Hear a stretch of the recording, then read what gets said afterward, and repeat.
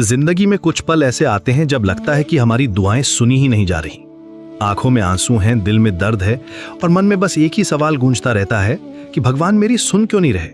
क्या वो वाकई में हैं भी या नहीं? इस खामोशी में हम अकेले महसूस करते हैं, जैसे पूरी दुनिया हमसे मुंह फेर चुकी हो। हर रात सोते वक्त यही सवाल मन में आता है, हर सुबह उठते वक्त यही उम्मीद रहती है कि शायद आज कुछ बदल जाए। लेकिन आज मैं आपको एक अलग नजरिया देना चाहता हूं, एक ऐसी सच्चाई जो शायद आपको पहले पता ना हो।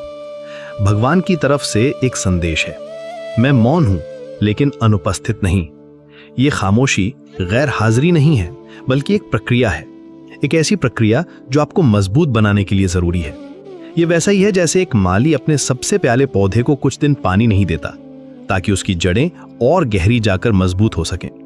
सोचिए, जब एक बीज जमीन में बोया जाता है तो क्या होता है? वो टूटता है, बिखरता है, अपना पुराना रूप छोड़ता है। उस वक्त अगर बीज सोच सकता तो शायद वो भी कहता, मैं खत्म हो रहा हूं, मैं मर रहा हूं। लेकिन सच्चाई यह है कि वो टूट रहा है ताकि एक विशाल पेड़ बन सके। उसका टूटना उसकी मौत नहीं, बल्कि उसका जन्म है। वो अंधेरी मिट्टी में छुपकर अपने अंदर की शक्ति को जगा रहा है। ठीक यही हमारे साथ भी होता है। जब जिंदगी हमें तोड़ती है, जब हालात हमारे खिलाफ होते हैं, जब लगता है कि सब कुछ बिखर रहा है, तब हम उस बीज की तरह हैं जो टूट रहा है।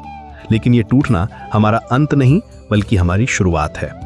हम एक बेहतर इंसान बनने की तरफ बढ़ रहे हैं। जैसे कोयले पर दबाव डालकर हीरा बनता है, वैसे ही हमारे दुखों का दबाव हमें चमकदार बनाता है। भगवान हमें सुनने के लिए नहीं, हमें बनाने के लिए चुप रहते हैं। जब वो खामोश रहते हैं तो इसका मतलब ये नहीं कि वो हमारी परवाह नहीं करते, बल्कि इसका मतलब यह है कि वो हमें इतना मजबूत बनाना चाहते हैं कि आने वाली कोई भी मुश्किल हमें हिला ना सके। वो हमारे अंदर धैर्य, साहस और विश्वास की जड़ें मजबूत कर रहे हैं। एक कुम्हार जब मिट्टी को आकार देता है तो वो उसे बार बार दबाता है, मोड़ता है, तब जाके एक सुंदर घड़ा बनता है। देखिए, प्रकृति में भी यही नियम है। सबसे मजबूत पेड़ वही होते हैं जो तेज हवाओं का सामना करते हैं। सबसे चमकीले तारे वही होते हैं जो सबसे ज्यादा दबाव सहते हैं। और सबसे खूबसूरत मोती वही होते हैं जो सीप के अंदर सबसे ज्यादा तकलीफ झेलते हैं। कभी कभी हमें लगता है कि हमारा धैर्य जवाब दे रहा है। हम सोचते हैं कि अब और नहीं सह सकते। लेकिन यहीं पर एक अद्भुत बात होती है। जिस दिन तुम्हारा धैर्य टूटने लगे, उस दिन समझ लेना तुम्हारा चमत्कार पास है। जब आपको लगे कि अब बस हो गया, तब समझिए कि भगवान का जवाब आने वाला है। ये वैसा ही है जैसे सुबह होने से ठीक पहले रात सबसे गहरी होती है। ये कोई अंधविश्वास नहीं है, बल्कि जिंदगी का एक नियम है। सबसे अंधेरी रात के बाद ही सुबह होती है, सबसे तेज तूफान के बाद ही शांति मिलती है, और सबसे कठिन परीक्षा के बाद ही सबसे बड़ा इनाम मिलता है।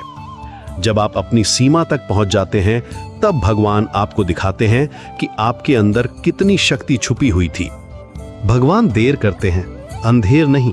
वो कभी गलत नहीं करते। उनकी हर देरी में एक मकसद छुपा होता है। शायद वो हमें और तैयार करना चाहते हैं, शायद वो सही समय का इंतजार कर रहे हैं, या फिर शायद वो हमें कुछ और बेहतर देना चाहते हैं जिसकी हमने कल्पना भी नहीं की है। कभी कभी हम जो मांगते हैं वो हमारे लिए सही नहीं होता।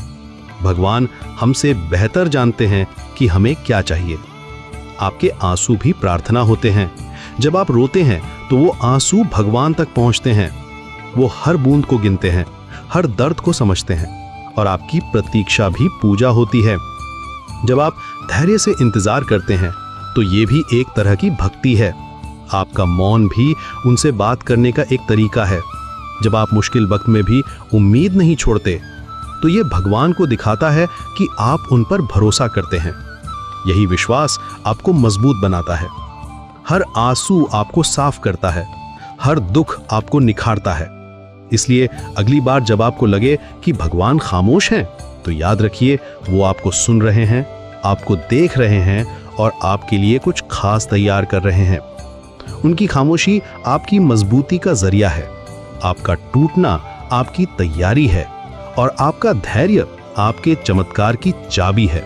विश्वास रखिए, क्योंकि जो भगवान पर भरोसा करते हैं वो कभी निराश नहीं होते।